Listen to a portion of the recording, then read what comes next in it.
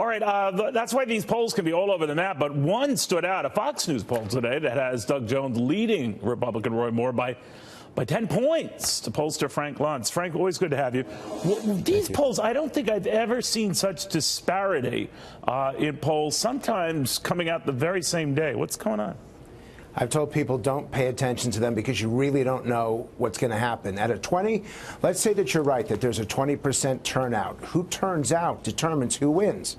I don't see the same kind of excitement in the African-American community, which will be somewhere between 95 and 97% for Doug Jones. I do see tremendous excitement with conservatives trying to state a message in favor of Moore and against the Democrats and the elitists in Washington, D.C. That said, I can't call it, and I've never been afraid to call an election up to this point because I don't know the makeup of that actual electorate tomorrow. It's about jazzing your base, I guess. Hence, you get reports that Charles Barkley, the basketball great, will be there on Jones' behalf tonight.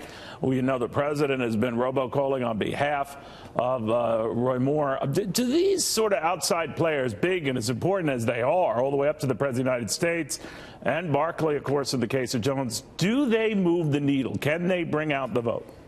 I don't believe that Barkley will, although he's very well respected in the state for his commentary and for his athletic prowess.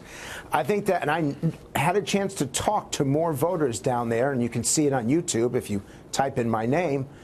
In listening to what the voters had to say, their priority was sending someone who would not undermine the Trump agenda. Alabama is one of Donald Trump's strongest states. And the objective also was to send someone who they believed was a true conservative who is prepared to fight for conservative values. There's a tremendous amount of aggression. Neil, it's outright passion, and there's anger against both sides. And I got to wonder how long it's going to take for the state to heal itself after this election, because it really is torn itself apart. The big issue for Democrats is that they quietly hope that Moore wins, because that would always be an albatross around the neck of Republicans. What do you make of that? Nobody ever hopes to lose an election, no matter what they say. That's just political posturing. The Democrats want to send a message across the bow, and let's face it, if you elect a Democratic senator in Alabama, that's going to scare the heck out of people in Washington, D.C. Conversely, if you elect Judge Moore, you're going to have weeks and even months of controversy right here in Washington. Does he get seated? What kind of investigations happen? And it's one of the reasons why voters are paying more attention to this election than any off-year special election that I can remember in modern times.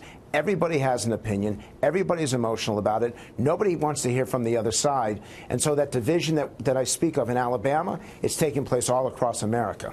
Yeah, a microcosm of what we've seen already. Thank you very much, my friend. Frank Luntz, pollster extraordinaire, Luntz Global. Type in his name, you see a lot of schmutty pants stuff.